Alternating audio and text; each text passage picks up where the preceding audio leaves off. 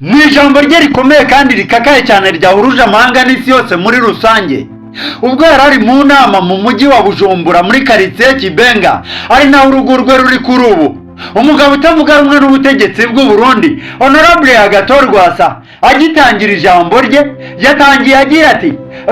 Barundikazi namwe nshuti z'u Burundi, kuri uyu munsi ndabasabye nta murundi w'umutima wigeze uharanira guteza imbere abarundi ngo apfukirane igitekerezo cye, ahubwo yashize amanga agaragaza igitekerezo cye cyarengera Uburundi. Kandi ndabasabye nta ntwari n'imwe yigeze iheranwa n'igitekerezo kubera ubwoba bwo gutinya abayigirira nabi. Honorable Agathon Rwasa utavuga rumwe n'ubutegetsi bw'u Burundi kuri ubu buyobowe na CNDD-FDD iyobowe na Perezida Evariste Ndayishimiye yabwiye abarundi ko igihe kigeze kuri ubu ngo bahaguruke bigobotora ingoyi y'igitugu ya Perezida Evariste Ndayishimiye ngo ushaka kubakangisha kubafunga, ushaka kubakangisha ko yabagirira nabi mu gihe baba bahagurutse ngo bagaragaze ibitekerezo byabo. Honorable Agathon Rwasa muri iyi minsi urimo uvugwaho kuba ngo afatanya n'inyeshyamba za Red Tabara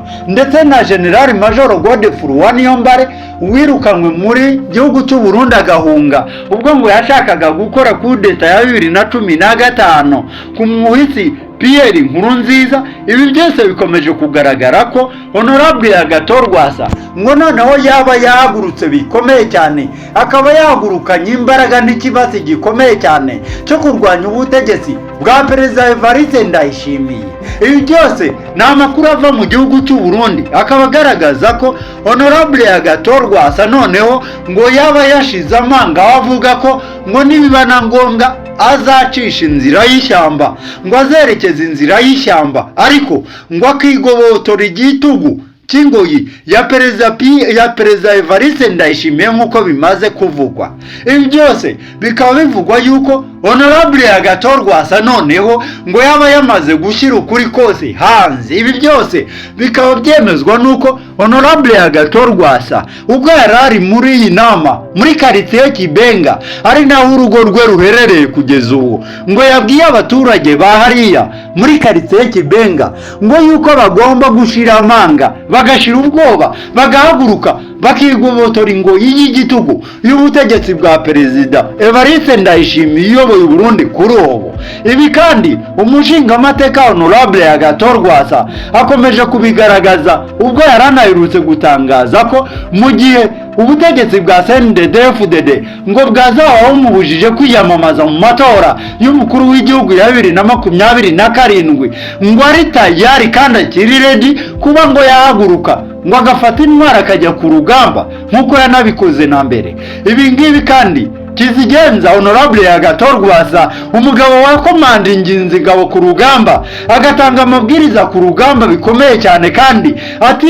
atarigeze afata na kareshi na kofe mu ntoki ze, atarigeze afata na mashini gani, atarigeze akora imyitozo ya gisirikare izwi na rimwe, ariko agakomandinga ingabo ku rugamba kandi zikaba zari mo zisatira itsinzi nubwo bivugwa ko ibihugu by'akarere byose byahise bimwitambika bikamushyiraho igitutu cyo gushyira intwaro hasi. Ibi byose bigaragaza ko Honorable Agathon Rwasa n'ubundi ibyo avuga ashobora kubikora kuko ngo ni umugabo udatinya urugamba na gato. Ibi kandi bikaba bikomeje mu gihe bikomeje kuvugwa ko n'ubundi CNDD-FDD ngo nta wundi muntu itinya n'umwe usibye Honorable Agathon Rwasa kuko ngo bivugwa ko n'ubundi uyu mugabo afite abakunzi benshi mu gihugu cy'u Burundi ndetse no mu mahanga, aho binavugwa ko uyu mugabo Honorable Agathon Rwasa ngo hari abantu benshi bari muri diaspora y'abarundi bari mu bihugu by'i Burayi, bari muri Amerika ngo bakomeza kumufasha kandi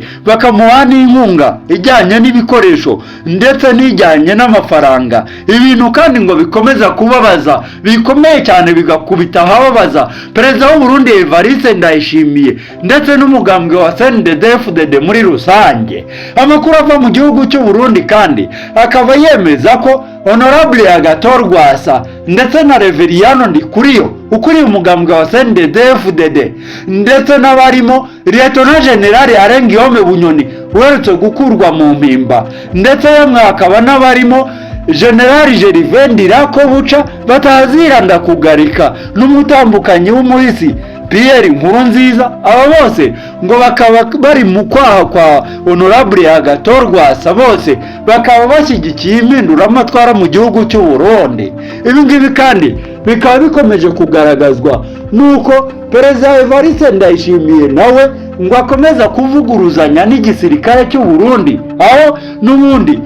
General Prime Niyongabo ukuriye igisirikare cy'u Burundi kuri ubu ngo atacana uwakana Perezida Evariste Ndayishimiye, kandi bikaba bigaragazwa nuko ngo bakomeza kuvuguruzanya, ngo ni nkaho iyo hagize amatangazo atangwa n'igisirikare cy'u Burundi ngo usanga Evariste Ndayishimiye nka perezida nawe ngo yagiye kuri radio cyangwa kuri televiziyo ngo akavuguruza iri tangazo, kandi byagaragaye neza ko byaba byatanzwe n'igisirikare cy'u Burundi FNDB. Ibingibi kandi bikaba bikomeje kugaragaza ko mu gihugu cy'u Burundi hari ukutumvikana gukomeye cyane, haba muri politike y'u Burundi, haba mu gisirikare cy'u Burundi. Ibintu ngo bikomeje guteza abarundi urujijo, bakibaza ngo mbese ni ibi bizakomeza, ni ibi ngibi bizakomeza koko? Ibi ngibi kandi bikaba bikomeje kugaragaza ukutumvikana gukomeye cyane hagati y'igisirikare cy'u Burundi FNDB ndetse n'ubuyobozi bw'u Burundi buyobowe na Perezida Evariste Ndayishimiye. Ibi ngibi kandi bikaba bikomeje kugaragazwa n'ukwijujuta gukomeye cyane kwa bamwe mu bakomeye mu ntwazangabo z'u Burundi, aho bivugwa ko ngo bakomeje kwijujutira kuba boherezwa muri Repubulika Iharanira Demokarasi ya Kongo, kandi ngo nta nyungu n'imwe bafiteyo, ngo ahubwo ngo amafaranga yose bemerewe, imishahara bemerewe guhembwa, amadolari bari bemerewe n'ubutegetsi bwa Perezida Felix Antoine Tshisekedi Tshilombo wa Repubulika Iharanira Demokarasi ya Kongo mu rugamba rurimo rubera hariya muri Kivu y'Amajyepfo ndetse na Kivu y'Amajyaruguru barwana n'inyeshyamba za M23, ngo ayo madolari yose agera ku bihumbi 5 ngo bakaba nta na makeya bagera mu mifuka, ahubwo yose ngo akaba aherera mu mifuka y'abakomeye mu butegetsi bw'u Burundi bwa Perezida Evariste Ndayishimiye. Ibi ngibi kandi ngo intwazangabo z'u Burundi zikaba zikomeze kubyijujutira, ibintu bikomeze kuvugwa ko ngo rimwe Perezida w'u Burundi Evariste Ndayishimiye ngo ashobora kuzajya mu mahanga nk'uko akomeza kwitabira amanama mpuzamahanga, ngo yajya mu mahanga ngo agasanga batangaje icyitwa kudeta mu Burundi. Ibi ngibi kandi bikaba byemezwa nuko General Prime Niyongabo yemeye kwifatanya na Honorable Agathon Rwasa utavuga rumwe n'ubutegetsi bwa Perezida Evariste Ndayishimiye, kandi bikaba binemezwa nuko Honorable Agathon Rwasa ndetse na General Prime Niyongabo ngo bose baturukaga mu ishyaka rya FNL Parti Hutu, kandi rikaba ryari riyobowe na Honorable Agathon Rwasa, akaba ariwe wahaga amabwiriza General Prime Niyongabo kuri icyo gihe. Ibi ngibi kandi ngo bikaba bikomeje gutera umwiryane ukomeye cyane mu gihugu cy'u Burundi.